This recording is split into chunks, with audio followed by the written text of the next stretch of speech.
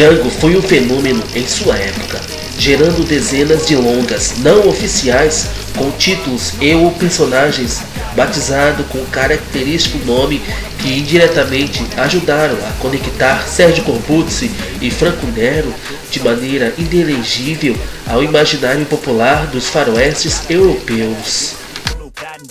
Mais precisamente, dos westerns spaghetti, mesmo tendo tido sua gênese como uma forma de declaradamente capitalizar em cima do sucesso de Por um Punhado de Dólares, 2 anos antes,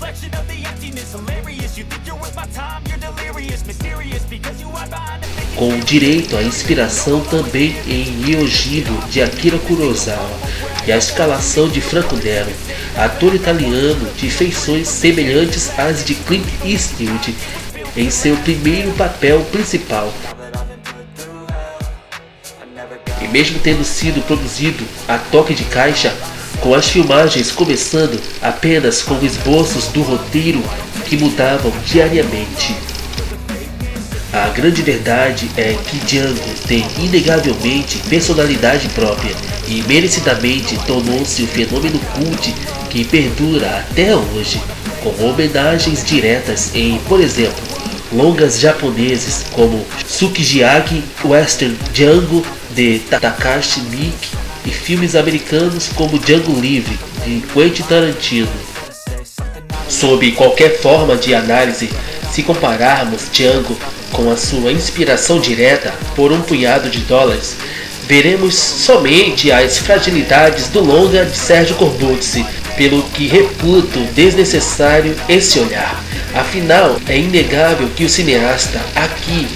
não tem nem de longe a fíntese do seu colega, Sérgio Leone, com o roteiro que ele co-escreveu, não sendo muito mais do que uma sucessão episódica de situações criadas para fazer o ex-soldado da União e pistoleiro Django brilhar com aquele heroísmo cínico e violento que aprendemos a esperar em filmes assim. A direção é bruta, seca, com enquadramentos básicos, close-ups pouco imaginativos e uma decadência que a montagem de Nino Baragli e Sergio Montanari não conseguem tornar menos do que episódica. No entanto, mesmo assim, Django é um longa que vive descaradamente da sua iconografia, de sua estética de momentos isolados que podemos sim chamar de inesquecíveis, resultando em um conjunto que, mesmo galgando propositadamente em obras anteriores, tem personalidade e desenvolvimentos próprios, inclusive afastando-se consideravelmente em seu terço final da estrutura estabelecida por Yojimbo, algo que o longa de Sergio Leone não faz. Notem, por exemplo, o figurino do Franco Nero como o Django. No lugar de uma abordagem clássica do pistoleiro de chapéu, colete e armas em coldre na cintura, Django é uma mistura de soldado, ainda usando o que restou do seu uniforme de cowboy silencioso, mas nem tanto assim, já que ele quando fala bastante até. Além disso, é impossível não ser fisgado pela sequência de abertura ao som da canção tema em inglês. A que foi usada no filme original é mesmo em inglês, com a versão italiana de Roberto Fia sendo lançada posteriormente apenas como parte da trilha sonora, em que vemos Django carregando a sela do seu cavalo em um ombro e puxando um caixão. Não poderia ser mais épico e misterioso. O que segue daí trabalha um fiasco da história, que é ao mesmo tempo um filme de vingança e de roubo, contudo gravitando ao redor do Django depois que ele salva a prostituta Maria da morte certa pelas mãos da gangue de camisas vermelhas.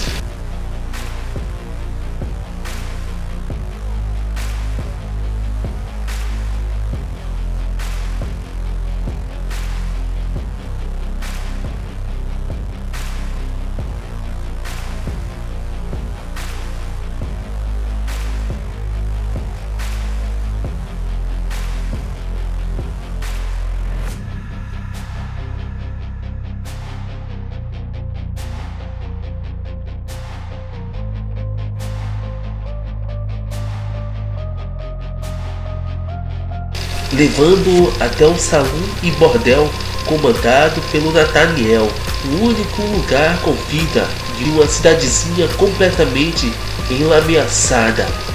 elemento que daria nome ao que se convencionou chamar de trilogia da lama e do sangue de Sergio Corbucci, com Django sendo o primeiro capítulo.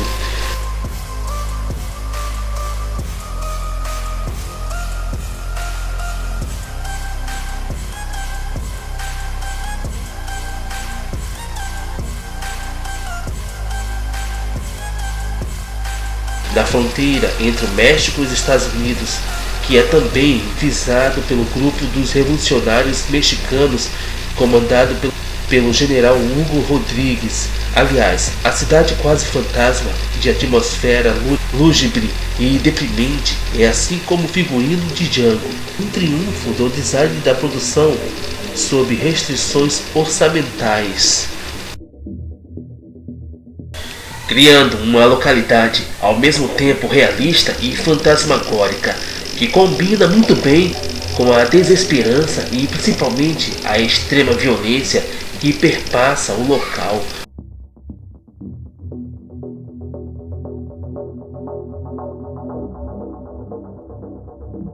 Com a fotografia de Enzo Barbone sugando completamente a vivacidade das cores do deserto ao redor dos vestígios e maquiagem das prostitutas, e criando o que mais parece um enorme chiqueiro ao ar livre que chega a dar impressão de cheiro ruim no ar.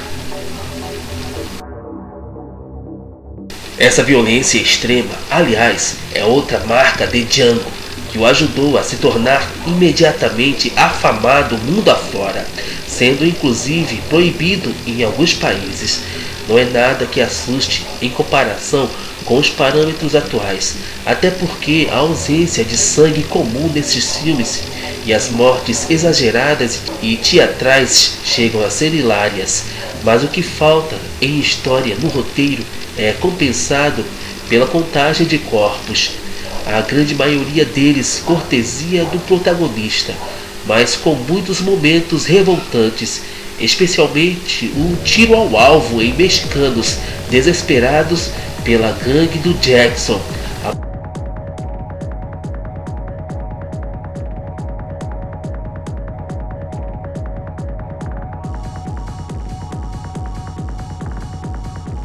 A morte ronda o filme desde seus momentos iniciais, com Django carregando o obviamente simbólico caixão. E se Sergio Corbucci copiou Sergio Leone copiou Sergio Corbucci ao encher um caixão de ouro em Três Homens em Conflito. E Sergio Corbucci não perde oportunidade alguma para trabalhar grandes e exuberantes momentos de empilhamento de corpos, com o mesmo cuidado que lida com momentos mais intimistas, como a fuga de Django e Maria,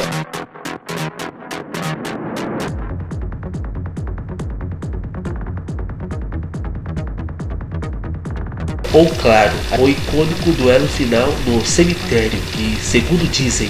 justifica o batismo do personagem principal a partir do momento da música Django Reinhardt, apesar de ter 2 dedos paralisados em sua mão esquerda.